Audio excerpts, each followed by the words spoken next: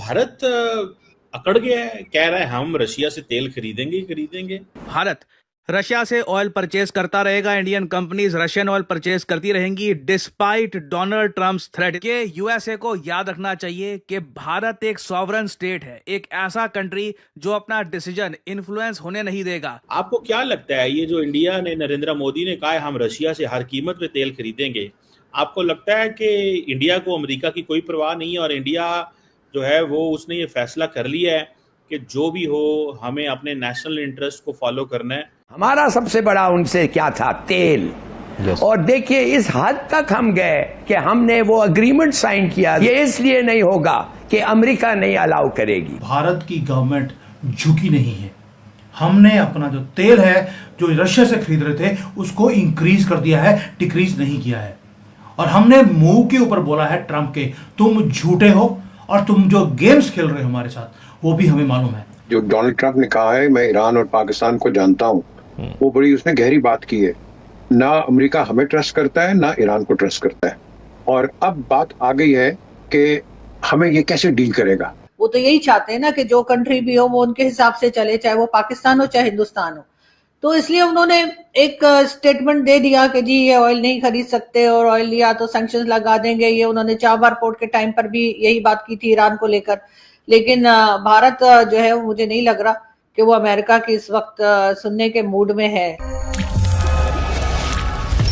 नमस्कार दोस्तों waste media fake news फैला रहा था कि भारत ने रूस से तेल लेना बंद कर दिया है और यहाँ तक झूठ बोल रहे थे कि भारत ने रूस के तेल टैंकरों को रास्ते से ही वापस भेज दिया है। खुद डोनाल्ड ट्रंप ने पत्रकारों से बातचीत करते हुए बोला कि इंडिया ने रूस से तेल लेना बंद कर दिया और ये अच्छी बात है। दरअसल दोस्तों वेस्ट फेक न्यूज फैलाकर भारत पर दबाव बनाने की कोशिश कर रहा था। भारत ने तो रूस से तेल लेना बंद नहीं किया बल्कि भारत ने रूस से तेल लेना और बढ़ा दिया है और ऐसा करके भारत ने यूरोपीय देशों के मुँह पर जोरदार थप्पड़ जड़ा है। भारत वही करेगा जो भारत को सही लगेगा। भारत किसी के दबाव में नहीं आता। भारत ने कहा है कि रशिया से ऑयल गैस तो सबसे ज्यादा खुद यूरोप पाइप के जरिए लेता है। जब वो खुद बंद नहीं कर सकता तो हमें क्यों बता रहे हैं। भारत ने अमेरिका के टैरिफ वाली कार्यवाही को नजरअंदाज करते हुए अपने पुराने और भरोसेमंद सहयोगी रूस से तेल की खरीद जारी रखने का फैसला किया है। इंडियन जो फॉरेन पॉलिसी है वो बहुत इंडिपेंडेंट रही है और शुरू में चाहे हमें नहीं समझ आती थी और हम समझते थे कि शायद जो हम कह रहे हैं वही सही है, ऐसा नहीं है। लेकिन उन्होंने काफी अपनी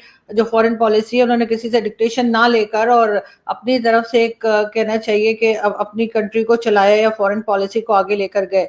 तो ये बात जो है वो कहीं ना कहीं अमेरिका को खटक रही होगी कि अमेरिका अच्छा नहीं समझ रहा कि भारत एकदम उसमें से निकल जाए, उनकी बात ना सुने और उनके काबू से निकल जाए। वो तो यही चाहते हैं ना कि जो कंट्री भी हो वो उनके हिसाब से चले, चाहे वो पाकिस्तान हो चाहे हिंदुस्तान हो। तो इसलिए उन्होंने एक स्टेटमेंट दे दिया कि जी ये ऑयल नहीं खरीद सकते और ऑयल लिया तो सैंक्शंस लगा देंगे। ये उन्होंने चाबहार पोर्ट के टाइम पर भी यही बात की थी ईरान को लेकर।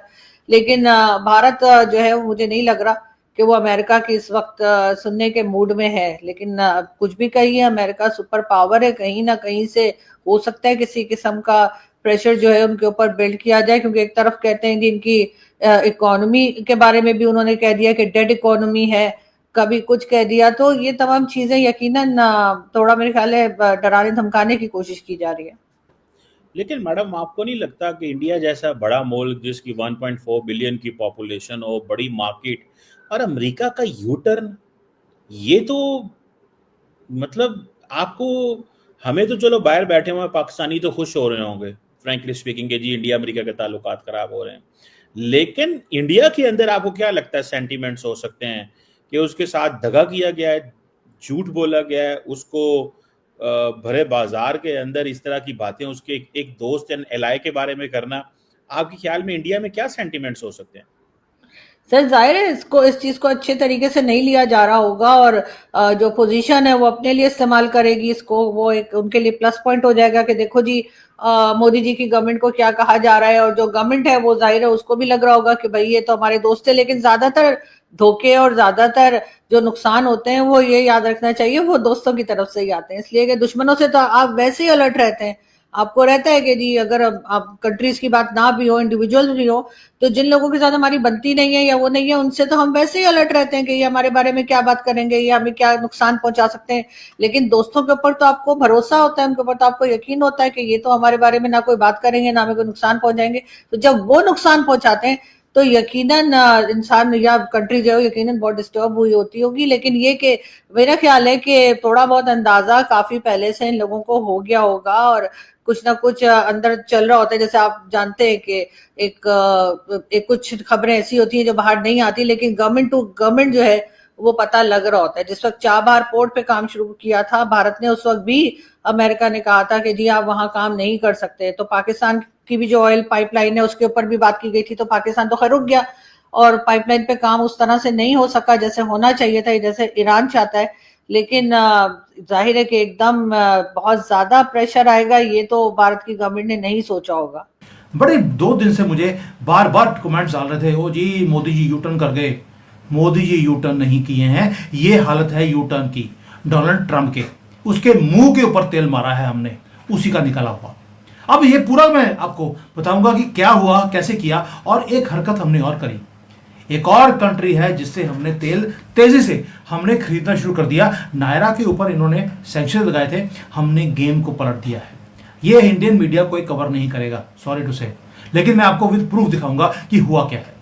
और आपका सीना आज चौड़ा होगा प्राइड के साथ, क्योंकि ये वो स्टोरी है जहां पर भारत ने एक्सपोज किया है डोनाल्ड ट्रंप के झूठ को।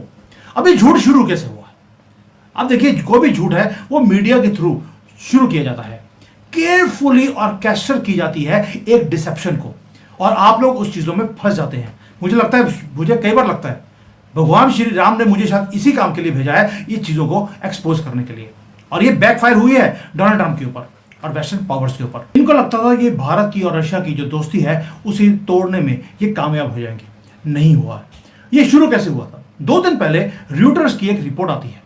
वो क्या करता है कि वो बोलते हैं कि इंडियन स्टेट रिफाइनरीज ने रशियन ऑयल खरीदना बंद कर दिया।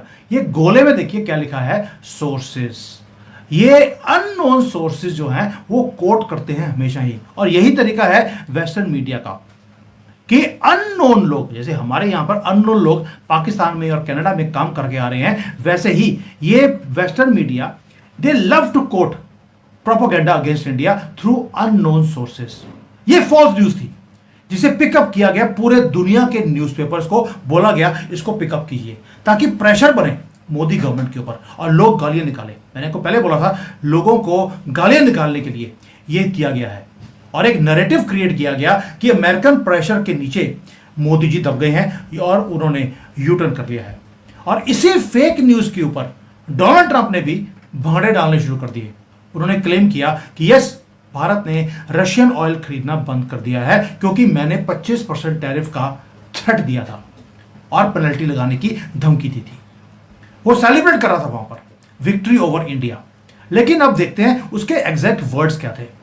आई understand that India will no longer going to buy Russian oil. This is what I have heard. कहां से सुना? रॉयटर्स ने बोला है अननोन सोर्सेज से कि भारत तेल नहीं खरीदेगा। और साथ में डोनाल्ड ट्रंप ये भी बोलता है, I do not know whether it is right और wrong, but if it is right it is going to be a good thing. ये हालत है। डोनाल्ड ट्रंप को खुद को भी मालूम है कि यह झूठ था।